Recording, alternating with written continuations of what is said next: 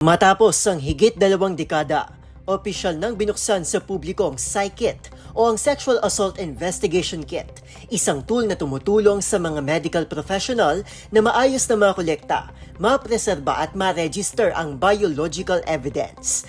Ang kit ay naglalaman ng mga swab, malalaking 15 ml tubes, color-coded labels, containers na pwedeng paglagyan ng samples at ebidensya, tamper-proof pouches na may kalakip na ring instruction manual kung paano ito gamitin, available sa parehong Ingles at Filipino version.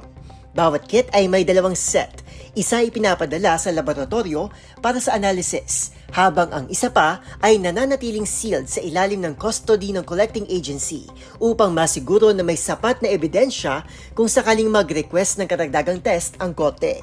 Malaking tulong ang PsyKit upang bigyang boses sa mga biktima ng pang-aabuso, makilalang suspect at palakasin ang kaso na isasampa laban dito.